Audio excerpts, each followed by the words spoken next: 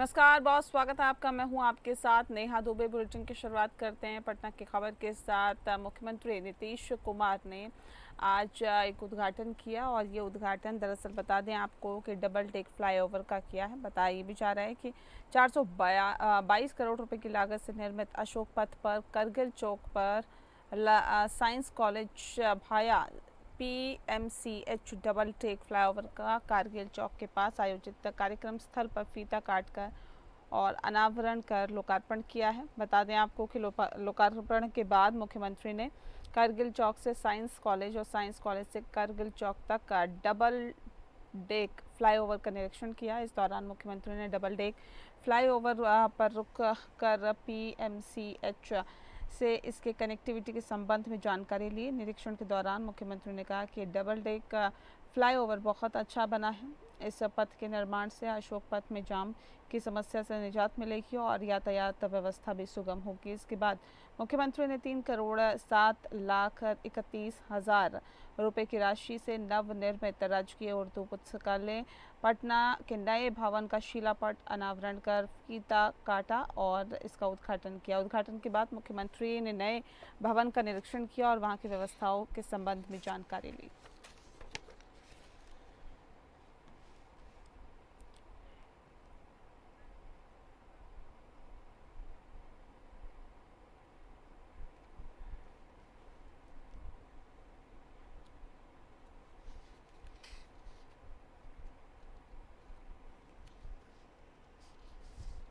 वहीं पटना में लालू यादव के जन्मदिन पर उनके समर्थकों में जोर का उत्साह दिखाई दिया। बता दें आपको, कार्यकर्ता गाजे बाजे के साथ नाचते गाते हुए लालू के आवास के पास पहुंच गए। इस दौरान 78 किलो का लड्डू भी बनाया गया और लाया गया, जो उनके जन्मदिन के उपलक्ष्य में तैयार किया गया। कार्यकर्ताओं ने लालू यादव के आवास के बाहर फूलों से स्वागत किया। कई लोगों ने लालू यादव की तस्वीर को सीने से लगाकर बधाई दी।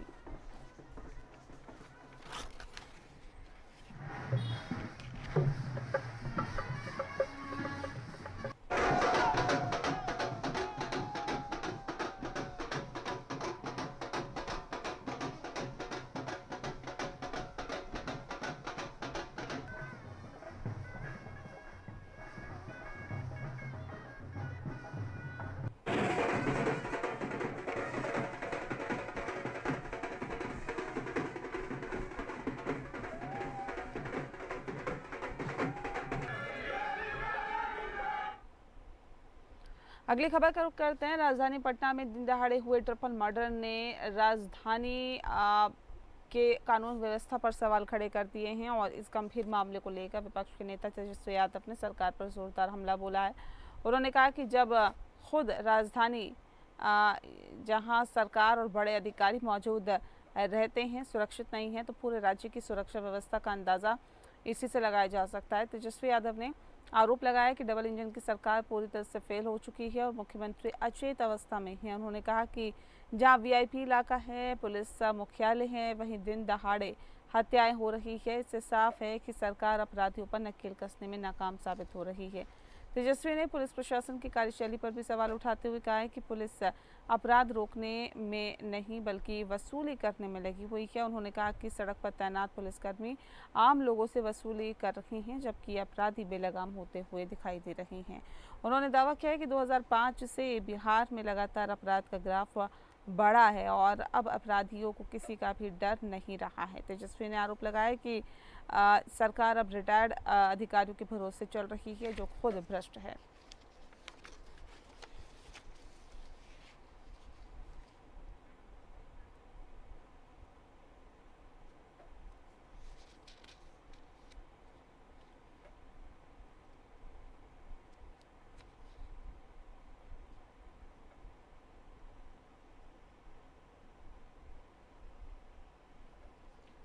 और अब खबर सहरसा से, जहां पर बेखौफ अपराधियों ने दिन दहाड़े ही एक मेडिकल दुकानदार को दिन दहाड़े गोली मारकर गंभीर रूप से घायल कर दिया। अपराधियों ने घटना उस वक्त अंजाम दिया जब दुकानदार अपनी दुकान में बैठा हुआ था। घटना महिषी थाना क्षेत्र के राजनपुर बाजार की बताई जा रही है। घायल मेडिकल दुकानदार को परिजनों ने आनन फानन में इलाज के लिए निजी अस्पताल में भर्ती कराया। पीड़ित मेडिकल दुकानदार को 30 वर्षीय मीर अहद बताया जाता है, जो कि राजनपुर वार्ड नंबर 12 का रहने वाला है। बता दें कि घटना की सूचना मिलने के बाद पुलिस मामले की छानबीन में जुट गई है। नाम का 34 वर्षीय एक पेशेंट आया है जो राजनपुर का रहने वाला है। आधा घंटा पहले उसको गोली लगी है और मेरे हॉस्पिटल में आईसीयू में भर्ती हुआ है।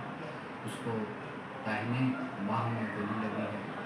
एंट्री वुंड है, एग्जिट नहीं है, तो गोली संभवतः अंदर ही होगी। उसको हम लोग एक्सरे कराएँ और CT स्कैन के लिए भेज रहे हैं। अभी तो स्थिति गंभीर अवस्था में ही है। वहीं रोहतास जिले के राजपुर थाना क्षेत्र के तुर्क बलिया में एक दर्दनाक सड़क हादसा हुआ जिसमें 21 वर्षीय नवविवाहित युवक दीपक तिवारी की मौत हो गई है। दीपक की शादी 5 जून को हुई थी। 9 जून को गौना कराकर वह अपने ससुराल से लौटा था।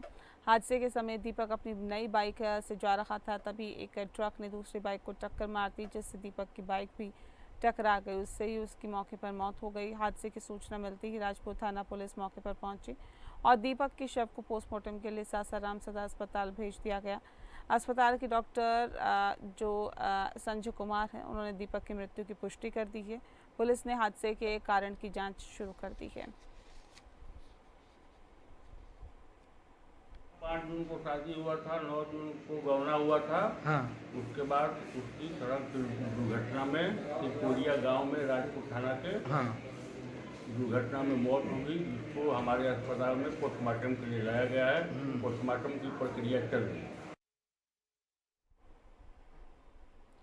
वहीं कांग्रेस सांसद और लोकसभा में नेता प्रतिपक्ष राहुल गांधी, जहां राहुल गांधी के खिलाफ मानहानि का पूरा जो मामला है, इसमें झारखंड हाई कोर्ट में मंगलवार को सुनवाई की गई और जस्टिस अनिल कुमार चौधरी की अदालत ने गैर जमानती वारंट को चुनौती देने वाली राहुल गांधी की क्रिमिनल क्वेंसिंग याचिका पर सुनवाई की है। कांग्रेस सांसद के अधिवक्ता का पक्ष सुनने के बाद वारंट पर रोक लगाते हुए हाईकोर्ट ने उन्हें 6 अगस्त को तारीख को अगली सुनवाई के लिए चाईबासा MP MLA कोर्ट में सशरीर उपस्थित होने का कड़ा निर्देश दिया है। गौर करने वाली बात यह है कि ये मामला वर्ष 2018 का है और 28 मार्च 2018 को कांग्रेस के कार्यक्रम में राहुल गांधी ने बीजेपी के खिलाफ अपमानजनक टिप्पणी की थी, जिसके खिलाफ बीजेपी नेता प्रताप कटियार ने मानहानि का मुकदमा दर्ज किया था।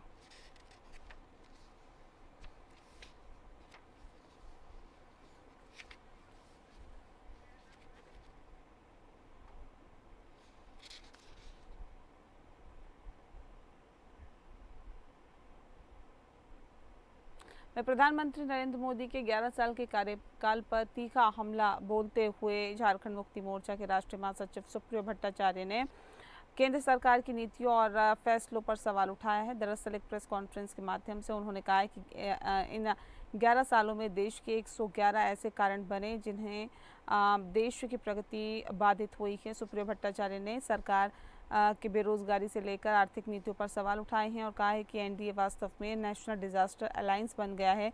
इसके अलावा सुप्रियो ने नोटबंदी, GST का मुद्दा भी उठाया है और पुराने वादों का जिक्र करते हुए हर साल 2 करोड़ रोजगार देने का वादा किया था, लेकिन वास्तविकता में हर साल लाखों लोग बेरोजगारी की मार झेल रही हैं। पत्रकारों से बातचीत के अंत में उन्होंने ये भी कहा है कि जनता अब बदलाव चाहती है और आने वाले वर्षों में मोदी सरकार खुद ही अपदस्थ हो जाएगी। कि राम मंदिर बनाएंगे, राम मंदिर बनाएंगे। रामलला को उंगली पकड़ के लेके जब जा रहे थे मोदी जी, तब मालूम चला कि यह मंदिर का निर्माण सुप्रीम कोर्ट के आदेश पर होगा। और रामलला जहां विराजमान थे वहां से 12 किलोमीटर दूर मंदिर बना। ये 11 साल का उपलब्धि। और रांची में नशा मुक्ति अभियान की शुरुआत हुई। बता दें आपको कि जिसका उद्देश्य राज्य को नशा मुक्त करना है। इस अभियान की शुरुआत राज्य के स्वास्थ्य मंत्री डॉक्टर इरफान अंसारी ने की है, जो कि 26 जून तक चलेगा। इस अभियान का मुख्य उद्देश्य निषिद्ध मादक पदार्थों के दुरुपयोग पर रोक लगाना और अफीम की खेती को पूरी तरह से खत्म करना है। स्वास्थ्य मंत्री ने कहा है कि अभियान राज्य को नशा मुक्ति करने के लिए ज़रूरी है। इस अभियान के तहत राज्य के विभिन्न जिलों में जागरूकता रथ रवाना किए गए हैं और ये रथ लोगों को नशे के दुष्प्रभाव के बारे में जागरूक करेंगे और उन्हें नशा मुक्त जीवन जीने के लिए प्रेरित भी करेंगे। स्वास्थ्य मंत्री ने कहा है कि मुख्यमंत्री हेमंत सोरेन के नेतृत्व में पूरे राज्य को नशा मुक्त करने का संकल्प लिया गया है और इस अभियान के अंदर स्वास्थ्य विभाग के अपर मुख्य सचिव अजय कुमार सिंह समेत तमाम अतिथियों ने हिस्सा लिया और नशा मुक्ति अभियान को पूरा करने का संकल्प भी लिया। में लगातार वो कई अच्छे स्टेप भी लिए हैं। आज इस कार्यक्रम को उनको आना था, लेकिन उन्हें मुझे भेजा है और मैं उनको दिलों की गहराई से मैं उनको बहुत बहुत मुबारकबाद देता हूं कि आपने मुझे ऐसे कार्यक्रम में भेजा है जो हमारे विभाग से रिलेटेड भी है। हम चाहते भी हैं कि राज्य जो हमारा जो नशे में जो जड़ता जा रहा है, इससे कैसे हम लोग मुक्ति पाए, कैसे मुक्ति दिलाएं। वहीं झारखंड में शराब घोटाले में एंटी करप्शन ब्यूरो ने एक हैरान कर देने वाला खुलासा किया है। एसीबी की टीम ने जांच में ये बात सामने आई है कि निलंबित आईएएस विनय कुमार चौबे की पत्नी स्वप्ना संचिता के बैंक अकाउंट में हर महीने जो 1 लाख रुपए जमा किए जाते थे वो रकम कहीं और से नहीं बल्कि नेक्स्ट जेन कंपनी के मालिक विनय सिंह की कंपनी के खाते से जमा होती थी। भुगतान कंसल्टेंसी फी के रूप में साल 2017 से लेकर साल 2023 के बीच किया गया। इस मामले की जांच के दौरान विनय सिंह ने प्रवर्तन निदेशालय को ये जानकारी दी थी। बता दें आपको कि चौबे की पत्नी उनके कारोबार को बढ़ाने में मदद करती है और उनके बीच पारिवारिक संबंध भी था। कारोबारी विनय सिंह को पूछताछ के लिए एसीबी की ओर से 2 बार पूछताछ के लिए नोटिस भेजा जा चुका है। हालांकि अभी तक वो एसीबी मुख्यालय के अधिकारियों के समक्ष उपस्थित नहीं हुए हैं। दूसरी तरफ शराब घोटाला मामले में एसीबी ने कल ही निलंबित आईएएस विनय चौबे और उनके करीबियों के खिलाफ पीई दर्ज किया है।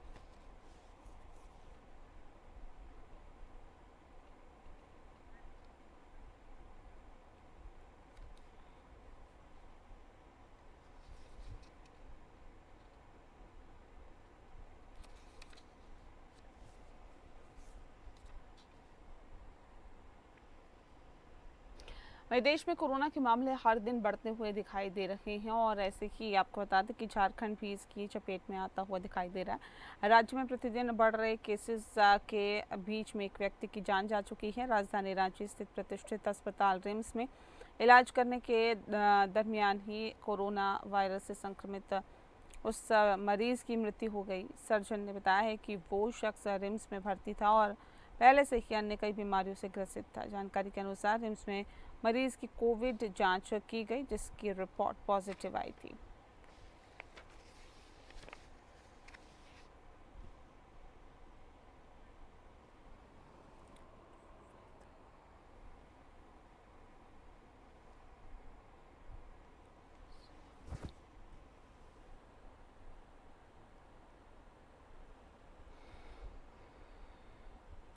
वहीं देवघर शहर के लक्ष्मीपुर चौक के पास एक दुकान में भीषण आग लग गई। बता दें आपको कि इस इलाके में अफरा तफरी मच गई। दुकान में बांस और प्लास्टिक की छप्पर थी जिससे आग क्षण भर में ही पूरी तरह से फैल गई।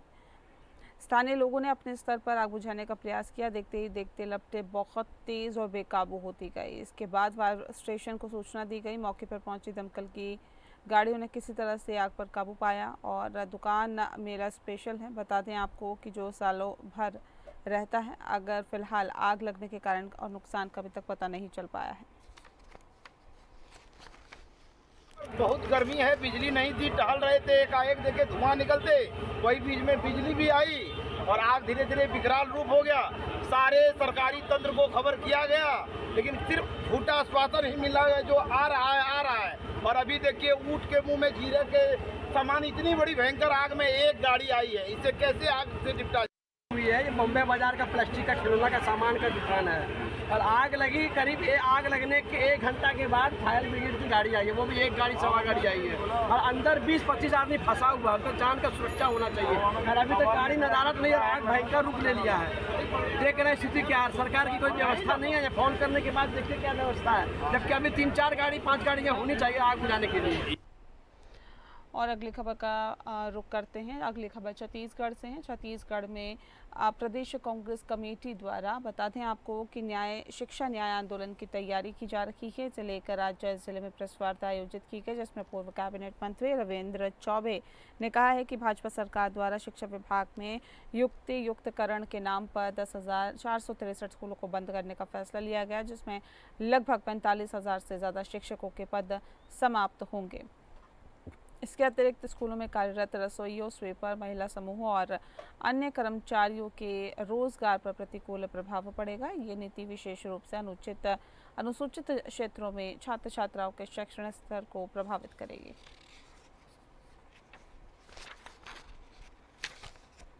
छत्तीसगढ़ प्रदेश में सरकार के द्वारा जो शिक्षा विभाग में युक्तिकरण और संलग्नीकरण का कार्य किया जा रहा है, निर्देश दिए जा रहे हैं और लगातार अलग अलग जिलों में ये कार्य संपादित करने का काम शुरू हो चुका है। इसी के सिलसिले में प्रदेश कांग्रेस कमेटी के निर्देश पर यहाँ पत्रकार वार्ता आयोजित किया गया था। हम लोगों का ये सोचना है कि पूरे प्रदेश में इस निर्णय से शिक्षा की दुर्गति हो रही है, बच्चे प्रभावित हो रहे हैं, पालक प्रभावित हो रहा है, स्कूल प्रभावित हो रहा है।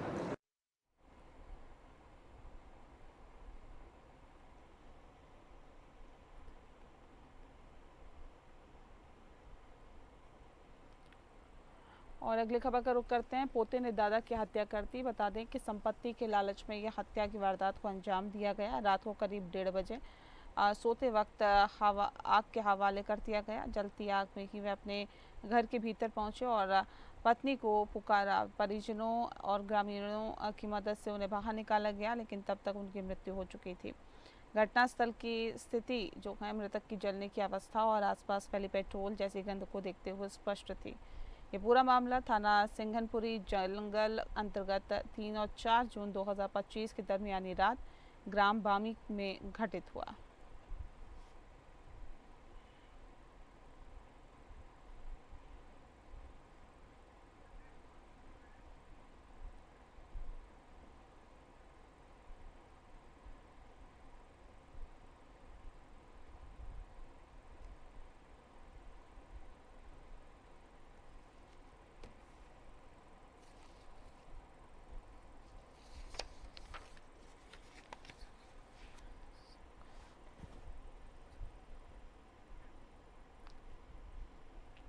अगली खबर का रुख करते हैं। दुर्ग जिले में एक प्रॉपर्टी डीलर से 1.25 करोड़ रुपए की ठगी करने के मामले में पुलिस ने एक आरोपी को गिरफ्तार किया है। बता दें आपको कि आरोपी ने अपने अन्य साथियों के साथ मिलकर रकम दोगुनी करने का झांसा देकर धोखाधड़ी की है। प्रकाश साहू नामक प्रॉपर्टी डीलर ने शिकायत दर्ज कराई थी कि वर्ष 2019 में उनकी मुलाकात उत्तम कुमार साहू, निखिल चंद्राकर, पवन साहनी और उमेश पटेल से हुई थी। उन्होंने खुद को इन्फिनॉक्स कैपिटल नामक ट्रेडिंग कंपनी से जुड़ा हुआ बताया और विभिन्न करेंसी में ट्रेडिंग कर हर महीने 10 से 20% लाभ देने की बात कही है। प्रकाश साहू ने विभिन्न खातों में कुल 2,50,67,000 रुपये ट्रांसफ़र और नकद दिए हैं। इसमें से करीब 1.22 करोड़ रुपए ही वापस मिले हैं, जबकि 1.30 करोड़ रुपए अब तक नहीं लौटाए गए। थाना वैशाली नगर में प्रार्थी ज्ञान प्रकाश साहू के द्वारा एक रिपोर्ट दर्ज कराई गई थी कि रोबो ट्रेडर्स एफएक्स कंपनी एवं इन्फिनॉक्स कंपनी लिमिटेड के जो प्रोप्राइटर्स हैं आरोपीगण, उनके द्वारा उससे 1,30,00,000 रुपए की ठगी की है शेयर ट्रेडिंग में पैसा लगाने के नाम पर। उक्त प्रकरण में पूर्व में एफआईआर दर्ज किया गया था, जिसमें उसमें एक आरोपी निखिल चंद्राकर को गिरफ्तार कर न्यायिक रिमांड पर भेजा गया। और अगला मामला ग्वालियर का है, जहां पर ठगों ने ठगी की वारदात को अंजाम दिया। निवेश का लालच देकर इस ठगी की वारदात को अंजाम दिया गया।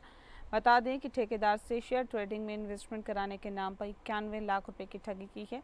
ठगों ने ठेकेदार को ऑनलाइन अकाउंट में 5 से 6 करोड़ रुपए बैलेंस दिखाया, जिससे कि वह उनके जाल में फंस गया।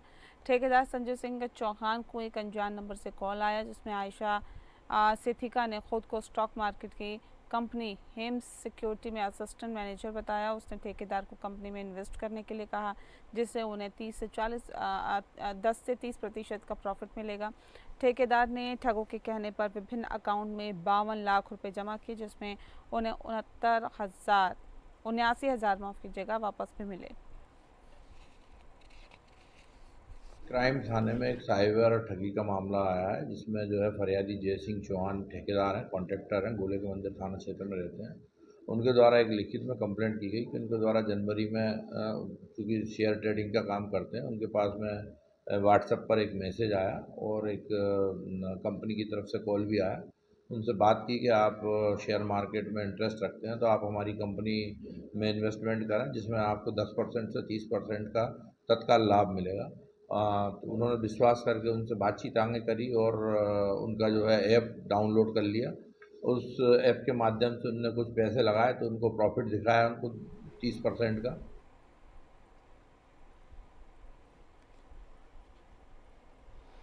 अगली खबर का रुख करते हैं। ग्वालियर में मजिस्ट्रेट के घर से दिन दहाड़े आपको बता दें कि चोरी की वारदात को अंजाम दिया गया। मजिस्ट्रेट परिवार सहित बाहर गए हुए थे, घर में ताला लगा हुआ था। शाम को लौटने पर ताला टूटा मिला और चोरी का पता चला। घर में लगे सीसीटीवी कैमरे में पूरी वारदात रिकॉर्ड हुई है। पुलिस ने फुटेज के आधार पर पड़ताल शुरू कर दी है।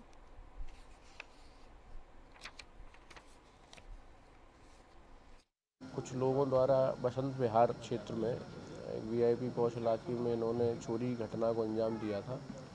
इस घटना में पुलिस द्वारा लगातार सीसीटीवी फुटेज के माध्यम से, मुखबिर तंत्र के माध्यम से, टेक्निकल एविडेंसेस के माध्यम से इसमें घटना की पतारसी की गई है और इसमें 4 आरोपियों को गिरफ्तार किया गया है।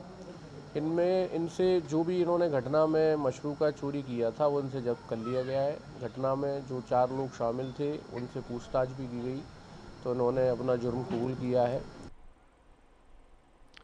और अगली खबर का रुख करते हैं। नवी मुंबई में सिडको द्वारा प्लॉट्स की बिक्री पर काफ़ी ज़्यादा जोरों पर है। इसी के तहत नवी मुंबई महानगर पालिका ने एक खेल मैदान पर होर्डिंग पॉइंट बनाने की प्रक्रिया शुरू कर दी, जिसके विरोध में भूमिपुत्र प्रकल्पग्रस्तों ने नवी मुंबई नगर पालिका कार्यालय के सामने जोरदार आंदोलन किया। उपस्थित सन्माननीय आपले नगरसेवक ज्ञानेश्वर सुतार आणि आपले सन्माननीय शिवसेनेचे नेते MK मडवी साहेब, प्रकाशजी, प्रदीप पाटील आणि सर्व त्यांचे सहकारी उपस्थित या ठिकाणी असलेले द्विधा स्थिती आहे। काय नक्की केलेलं आहे, कशासाठी आपण आपल्याला मैदान पाहिजे हे बरोबर आहे, पण हे वर्गानं कशा पद्धतीनं पद्धतशीरपणे हे प्लॅन आखलं ह्याची तुम्हाला पहिली थोडीशी माहिती देतो। कारण हे आपल्या हक्काची मैदानं आहेत। आपले संपूर्ण 100% शेतजमिनी घेतल्या, त्याच्या बदल्यामध्ये 12.5% दिले, परंतु त्याच्यातून 4.25% ज्या सोयी-सुविधा। और इसी के साथ फिलहाल इस बुलेटिन में इतना ही। नमस्कार।